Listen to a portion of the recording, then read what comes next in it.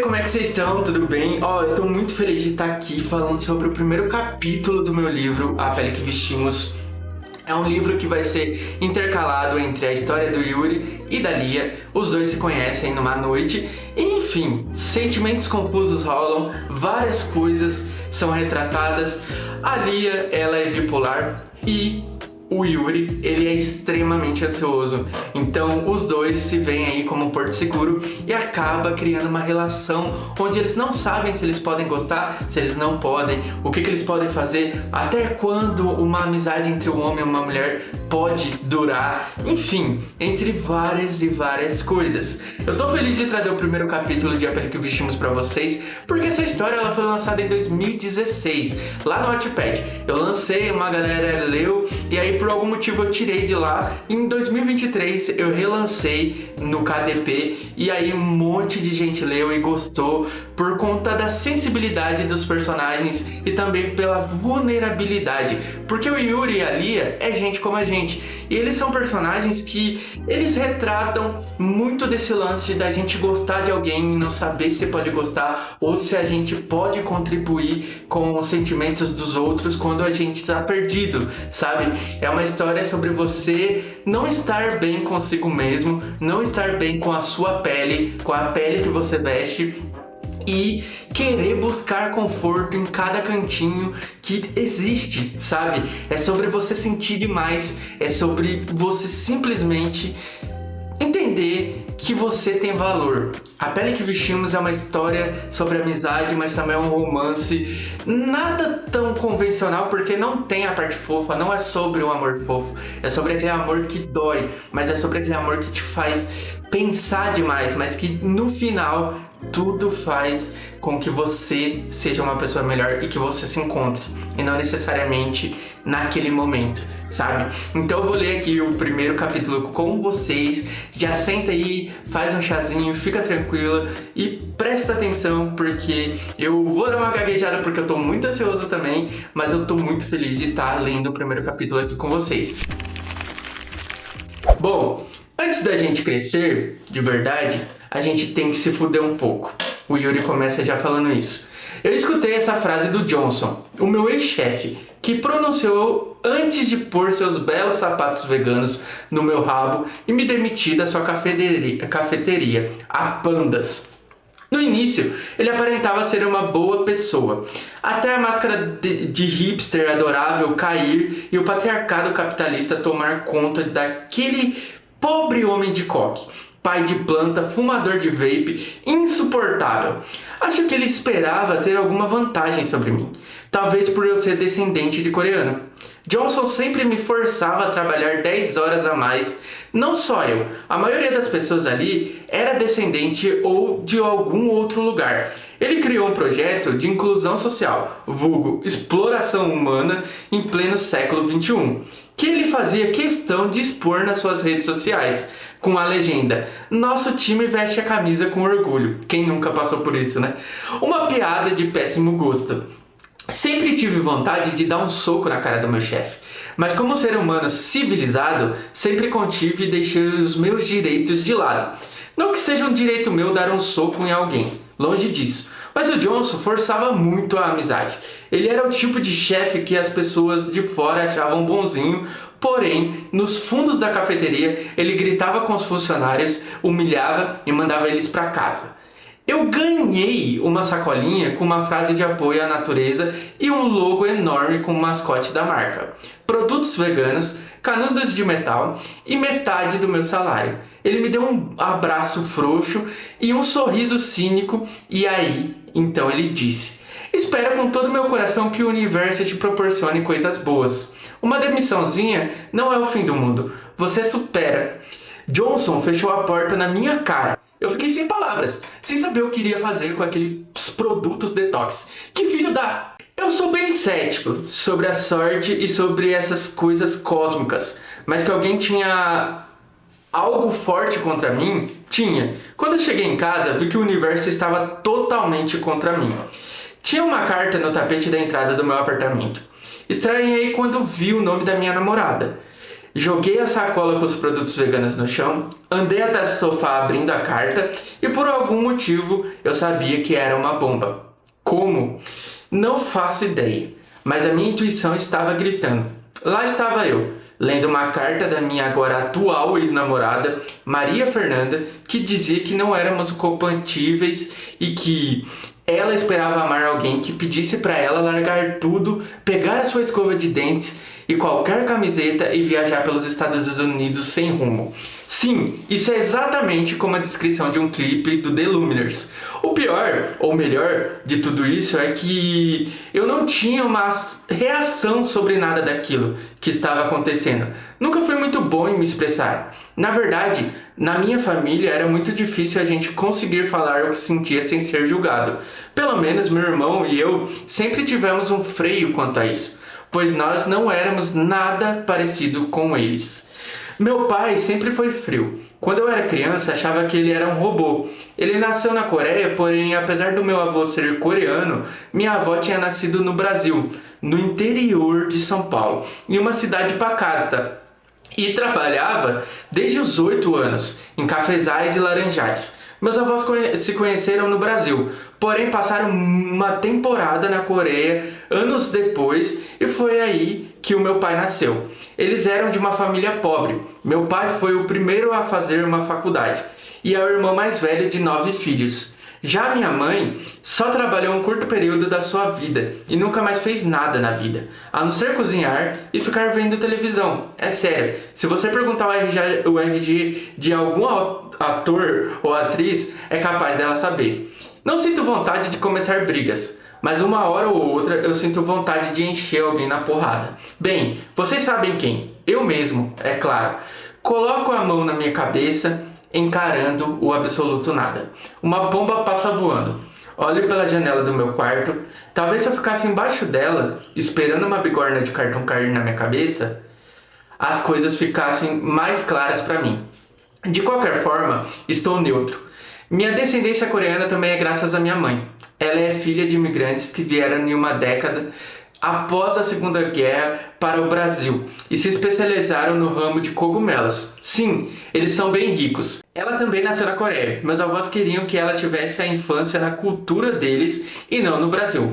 Meu avô e a avó hoje são aposentados e moram no sul de Minas Gerais, com um tio preguiçoso que não cresce por nada e vive parasitando o governo e tudo o que pode. Minha mãe vivia falando que eu era ocidental demais. Você é um pingo amarelo em um quadro branco. A família vem em primeiro lugar. Não esqueça das suas raízes. Continuava a bater nessa tecla. Você não é como eles. Você é melhor. Ela odiava minha namorada super ocidental. Dizia que ela não era o tipo certo pra mim e que ia acabar me largando. Olha que engraçado. A minha mãe podia entrar por X-Men. De tantas previsões que ela fazia sobre a minha vida, o engraçado disso é que eu nunca dava tanta importância. Mas enfim, sabemos o final e as consequências de quem não ouve a sua mãe. Ela não era uma mãe perfeita. Na verdade, ela era meio complicada, sem filtro, sei lá. Quando meu irmão mais velho se formou na faculdade, o meu tio Matheus Takeshi nos convidou para jantar em um restaurante super chique em São Paulo. E nós fomos. Porém, esse meu tio havia prometido 1000 anos atrás que daria um presente para o meu irmão quando ele se formasse. O tio prometeu dar um presente para o Samuel, disse minha mãe. O burburinho energético parou no mesmo momento em que ela disse aquilo. Do nada, ninguém esperava. O meu irmão ficou todo vermelho de vergonha e quis enfiar a cara dele na feijoada instantaneamente. Que vergonha, mãe, para com isso. O meu tio, com a sua pinta de mafioso e seu 1,62 m, rebateu. Prometi? Sim. Na verdade, o tio disse que quando ele se formasse na escola, mas o senhor deve ter esquecido, afinal faz 8 anos, porém o Samuel se formou agora. E aí? Meu tio ficou meio sem jeito. Todos nós ficamos sem graça. Eu balancei a cabeça e dei risada. Meu pai me lançou um olhar severo e eu tentei disfarçar. Meu tio disse: "Mil desculpas, Samuel, se eu disse que iria dar. Então, farei isso." Aí o Samuel disse: Não, não precisa, o jantar já é o bastante. Muito obrigado, tio, de verdade. Minha mãe continuou falando sobre isso, meu pai, como sempre, não fez nada, e o meu irmão estava tão vermelho que parecia que ele ia explodir de tão envergonhado que ele estava. Promessa é promessa, né, tio? Minha mãe continuou. Quando a gente promete, a gente tem que cumprir. Para, mãe, Samuel repetiu. Tudo bem, Andréia. Darei algo para ele, disse meu tio. Minha mãe abriu um sorriso largo, eu ri da vergonha alheia, meu irmão me deu um soco no braço. E a noite continuou constrangedora. Encaro o imã de calendário na geladeira. Felizmente, minha mãe só vem para São Paulo daqui 2 meses. Eu posso ficar aliviado. Não conseguiria lidar com ela e com tudo ao mesmo tempo. Na hora que ela souber que eu perdi o meu emprego, vai, com toda a certeza do mundo, falar coisas que irão me magoar. Dou um gole amargo na minha cerveja e vou para o quarto. Não sei como, mas eu consegui ficar 1 mês e meio sem sair do meu apartamento. Por sorte, a tecnologia me ajuda a ganhar um pão de cada dia. Fechei alguns freelancers para ilustrar a capa de alguns livros infantis e fechei com 2 empresas para fazer o design deles durante 6 meses. Não passarei fome ou irei morrer aqui jogado às traças. Mas não nego que exista uma preguiça para fazer as ilustrações. Ainda mais com os clientes enchendo o saco de 5 em 5 minutos. Mas é melhor que a cafeteria. Sempre que eu ficava triste, isso era um gás para a minha criatividade. Eu virava uma bomba, ilustrava, tocava, jogava, lia e fazia tudo o que podia para não pensar naquilo que estava me deixando para baixo. Claro, isso hora ou outra vinha com o estresse acumulado e o bloqueio criativo que me fazia chorar. Só assim a ficha caía e eu ia fazer a maior merda humana já inventada pela humanidade, as redes sociais. Lá onde nós adorávamos expor as nossas vidas, eu a vi com outro. Cacete, não esperou nem o cadáver esfriar. Pensei e joguei o celular longe. E claro, fui descontar a minha raiva no videogame. Eu bebi, ou achei que tinha feito isso, chorei, vegetei na minha cama que agora tinha um cheiro forte de suor, migrei para a sala. Havia uma coberta de zebra no sofá, no qual eu ficava grudado sentindo o cheiro da minha ex e chorando por ela ir embora. Era como se eu fosse um filme adolescente muito triste. Sei que isso soa meio psicopata, mas em minha defesa, ser largado por quem você ama e ser demitido na atual situação política do país, sendo descendente de asiático, é algo muito trágico. Motivos? Bom, por ter olhos puxados, as pessoas sempre esperam que eu tenha sucesso em tudo. Nesse exato momento, alguém da época da escola que deve estar achando que eu virei um médico, que irá encontrar a cura do próximo vírus fatal, ou sei lá, que eu me tornei um novo advogado que vai prender o próximo maníaco do parque, merda. Ah, e o pior de tudo é que várias pessoas botavam fé que eu seria uma espécie de Tony Stark asiático. Olá, decepção chamando. Eu sou a droga de uma expectativa falha. A questão aqui é que em algum momento da minha vida ela ficou cinza e eu não sei muito bem o que fazer, sabe?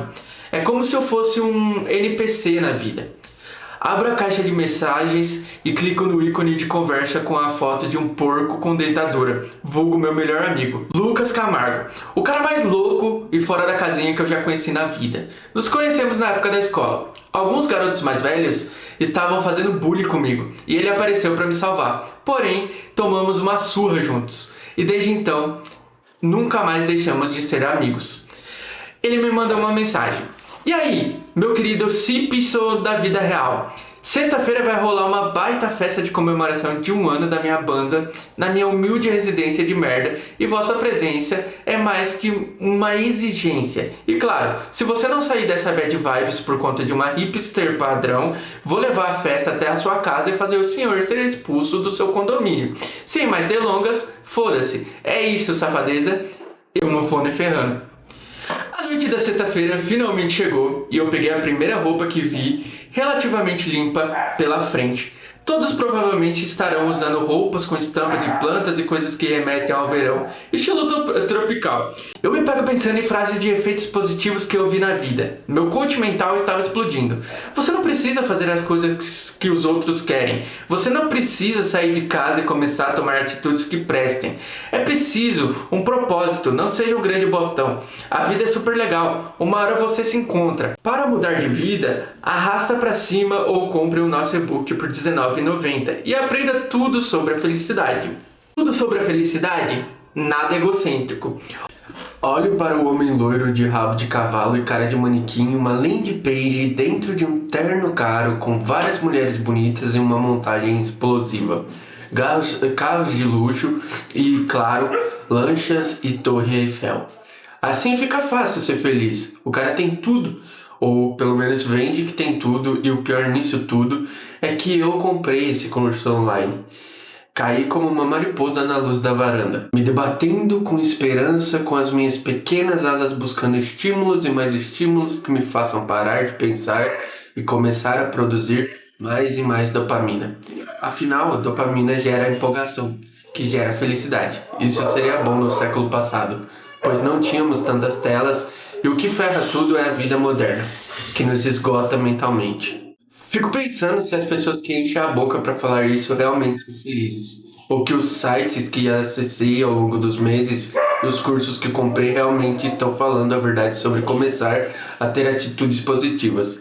Aquilo era tão utópico, afinal, ser feliz não parecia uma linha reta, e sim um grande labirinto com uma seta pirada. Olho para o meu celular e vejo mensagens do Lucas. Ignoro e me pego escutando os áudios fofos que Maria havia me mandado meses atrás. Levo todas aquelas mensagens para a lixeira e excluo de uma vez. Aquilo aperta o meu coração, mas o cara de rabo de cavalo do vídeo que eu vi ontem à noite falou que esse é o primeiro passo para superar uma desilusão amorosa.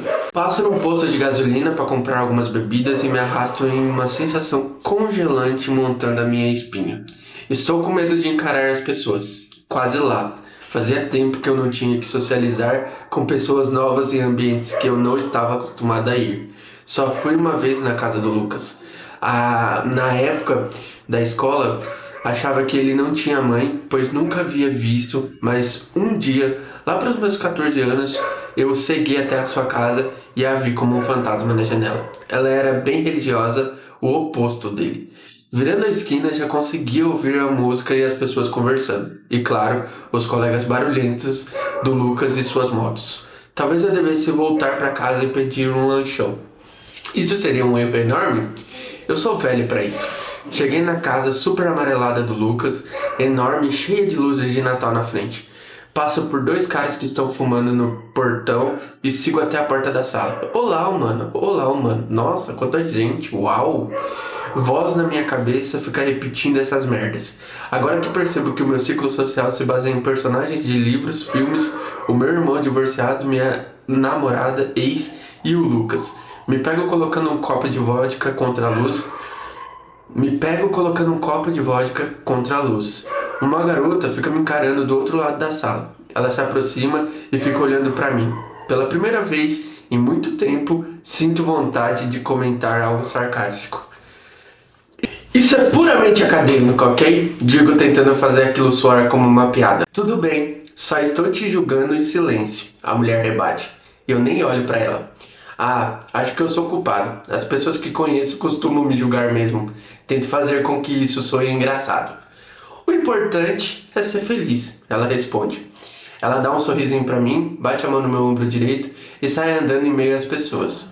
Foi assim que eu a percebi. Ela tinha uns 25 anos, aparentemente. Cabelo preso, negro e encaracolado. Pele oliva e com um corpo magro em um vestido clássico de flores. A casa do Lucas estava lotada de pessoas, jovens que haviam acabado de se formar na faculdade ou só querem encher a cara ao som de indie rock. Lucas me cumprimenta e bagunça o meu cabelo. Coreano safado, pega uma breja e leva essa bunda magra para a pista de dança, diz ele dando risada. Conversei um tempo com ele, até que então a vi novamente. A garota estava perto da estante de livros que eu estava anteriormente, e ela estava olhando o copo cheio de vodka. Fiquei pensando o que um louco fazia olhando para um copo, e cheguei à conclusão de que o líquido contra a luz não muda nada. Então... Ah, você deu sorte, respondi sorrindo. Ela levanta uma das sobrancelhas e sorri. Como assim? Ela pergunta. Bom, quando uma bebida ela é tal adulterada, fica gelatinosa e a coloração muda por conta dos componentes químicos. E isso significa, a curiosidade fica exposta, que você vai ter ressaca no outro dia ou passar mal. O famoso PT. Lucas passa na nossa frente. E aí, otários? Diz ele com um sorrisão amarelo. Já se conheceram? Mais ou menos, a garota responde. Achei que você fosse a minha dupla personalidade, eu digo. Yuri, essa é a humana mais irritante de todos os tempos. Ela é produtora e também é meia irmã daquele cara que te batia na escola. Lia, esse é meu amigo, que parece um quadro do expressionismo alemão de tão depressivo. Yuri, agora que vocês já se conhecem, bebam e por favor se animem. Nos cumprimentamos. Ah, então você é o Yuri. Sim, como assim?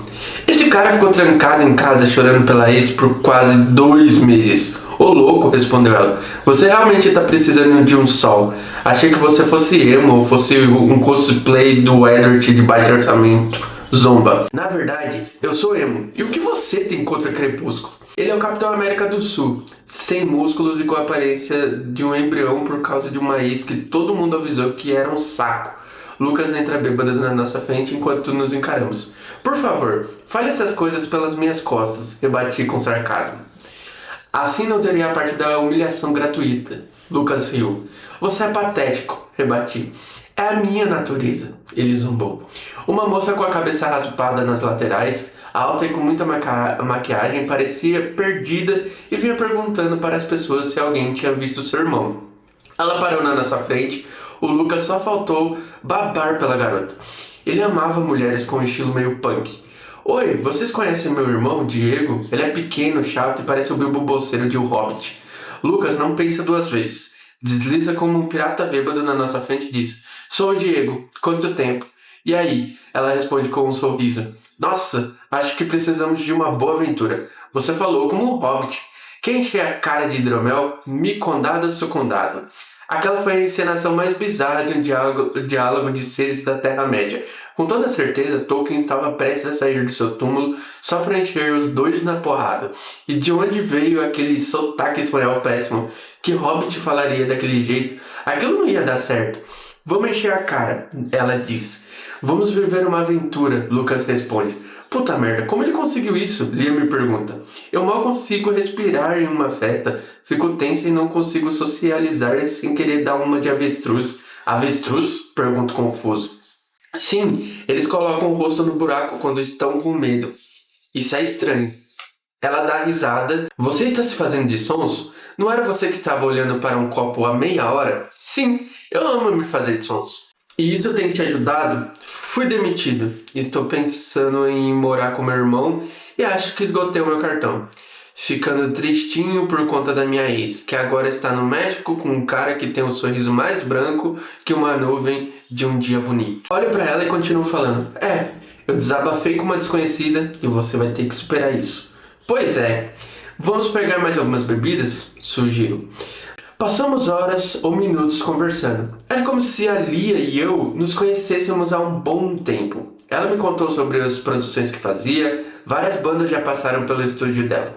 Era viciada em música, me contou que tinha uma playlist para cada sentimento e cada uma delas tinha um nome que representava momentos de sua vida. Caraca, você já produziu metade de São Paulo, afirma em tom de pergunta. Falando assim, até parece que eu sou uma das melhores. Solta um riso. Eu devo ser, ela brinca comigo. Eu dou um sorriso pra ela. O burburinho de pessoas no fundo parece em câmera lenta, enquanto uma música do Bon Iver toca.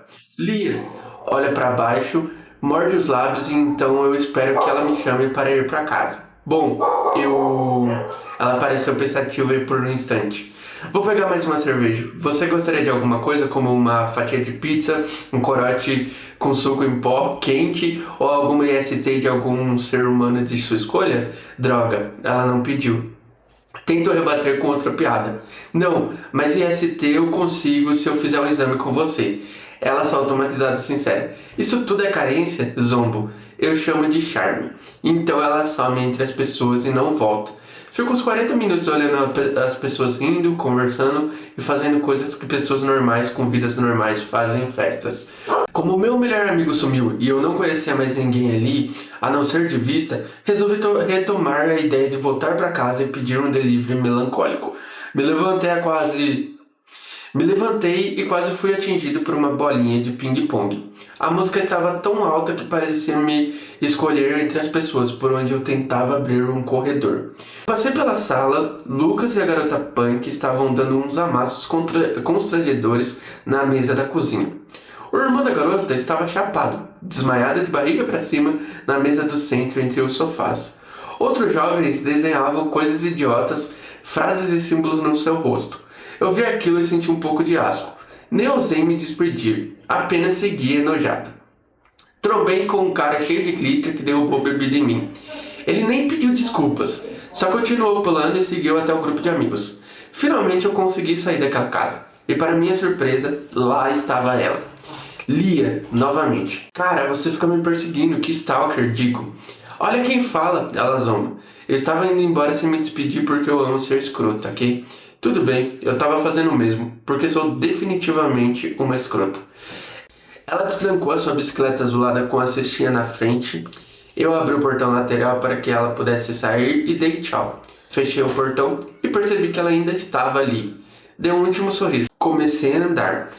Ué, você mora virando à direita também? Pergunto quando viramos na mesma rua. Sim, na verdade eu estou visitando a minha avó. Essa bicicleta é dela. Ela mora em alguns quarteirões daqui. Eu também, respondo. Posso te acompanhar então? Nós andamos pelas ruas pacatas de Cosmópolis. Conversamos sobre a avó dela, sobre a história da minha família, que ela pensou que fosse chinesa, sobre eu ser um descendente e ela ser uma pessoa que gosta de expor seus sentimentos em músicas e textos que sempre acabam dando créditos para terceiros. Simplesmente do nada chegamos ao assunto de Issei Sagawa, o canibal japonês que ficou famoso e está livre até hoje, parece. Vi um documentário em que ele dizia ter vindo de outro mundo e que considerava o canibalismo um fetiche, lia conta empolgada. Sim, isso é assustador pra cacete, sinto minhas mãos suando. Demais, sério. O pior de tudo é que ele não foi preso, conto. Então, ela para a bicicleta. Eu estou ficando aqui, Yuri. Paramos em frente a uma casa de esquina, bem no final da rua. É uma casa típica do interior, com arquitetura antiga, rosada e com janelas de madeira, com mangueiras e um pé de goiaba na frente. Vi uma senhorinha espiando no andar de cima e acenei, mas ela me ignorou e sumiu atrás da cortina. Olha, gostei de conversar com você. Foi legal mesmo. Costumo odiar socializar e tals. Lia para a bicicleta na guia. Bom, sem querer ser invasivo, indico e ela parece pensativa. A gente podia marcar de conversar de novo. O que você acha? Ela fica séria por um instante e então sorri. Claro, você não parece ser um babaca. Então, anota o meu número aí. Você não é um babaca, né? Acho que não, respondo rindo. Ele não pode ser passado para ninguém, ok? Ela responde sorrindo. Eu estava pensando em passar para as pessoas da festa, mas ok. Zombo dela enquanto eu vejo pegando uma caneta e uma nota de mercado para eu passar o seu contato. Para me passar o seu contato. Sério? Não passa para ninguém. O meu namorado, bom, ele é meio ciumento demais. Às vezes por bobagem. Se eu fosse uma casa, aquele momento seria onde uma bola de demolição me acerta e cada viga, tijolo e coisas que compõem a estrutura de uma casa vão ao chão. Só de ouvir ela pronunciar aquela palavra, namorado, o pedido de número parece um fracasso na minha vida. Eu estava sem graça e agora entendi o lance do avestruz. Você pode me ligar quando quiser, diz ela sorrindo. Demorou, respondo com firmeza. Muito obrigado pela noite. Começa minha despedida amigável, nunca mais iríamos nos ver. O que eu estava pensando também, ela só foi legal comigo, carente da porra.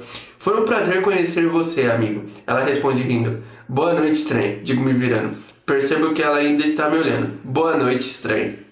Eu ouço o portão se fechando e sigo. Dou um sorriso e ele logo some. Eu estou desapontado? Por quê? Não consigo entender o que estou sentindo. Mas não é bom. O que você queria? Um beijo? Cara, você ficou em casa por quase 2 meses. Para de ser maluco. Você acabou de terminar o relacionamento. E ela tem um namorado que deve ser 1000 vezes melhor que você. Sim, você é um escroto. Nós somos. E outra, para de ficar emocionado, isso assusta. A minha voz interior, vulgo ética e moral, berrava na minha cabeça. O pior de tudo é que Lia tem os mesmos gostos musicais que eu, ama os mesmos filmes de terror e é viciada em canais de serial killers igualzinho a mim. Sério, tive uma conexão com ela. Eu acho que tive. Nos poucos minutos que conversamos, que não tive há anos com Maria. Então veio a voz de Lia repetindo a palavra: meu namorado, meu namorado, meu namorado. Namorado. Me joga na minha cama que agora está minimamente arrumada, claro, perto da sala, qualquer outro cômodo parecia impecável. Então, liga o celular e pensa em mandar uma mensagem agradecendo pela noite. Mas não faço. Apenas dobro o papel, jogo no chão e solto olhando para o teto. A gente tem que se fuder um pouco. Bom, e esse é o primeiro capítulo de A Pele que Vestimos, onde a gente pode ver aí que o Yuri, ele se apaixonou pela Lia logo de cara, mas ele é dramático e ele ainda tá com aquela carência de pós-término. Então assim, ele percebe, ele não é aquele cara que tipo assim, nossa, eu estou encantado 100%, por isso que ele joga o papel, né, fora. Então assim, ele tá lá, ele tá emocionado, mas ele percebe que é um erro querer gostar de alguém em poucos minutos, poucas horas. Então ele simplesmente joga o papel com o número da Lia fora. Essa história, ela tem um desenvolvimento muito legal. Este capítulo que eu li, quando vocês forem ler em novembro, talvez tenham algumas mudanças, porque eu preciso melhorar um pouco o ritmo dele, né? E, bom, é isso. Eu espero que você tenha gostado da experiência, eu espero que você tenha gostado do primeiro capítulo, e eu espero de coração que você queira conhecer um pouco mais sobre a história do Yuri e da Lia e ver onde tudo isso vai dar. Eu já peço pra você se inscrever no canal e, claro, fica de olho lá na loja da Flávia que em novembro a gente vai ter o lançamento aí, no caso o pré-lançamento de A Pele que Vestimos, e aí a pré-venda já vai estar rolando. E você pode adquirir tanto na loja deles quanto comigo, beleza? No meu Instagram, que eu vou deixar aqui, ó. Então é isso, muitíssimo obrigado e me deixa aqui um comentário também. O que você achou? Gostou da história? Me conta aí, você já foi emocionado igual o Yuri?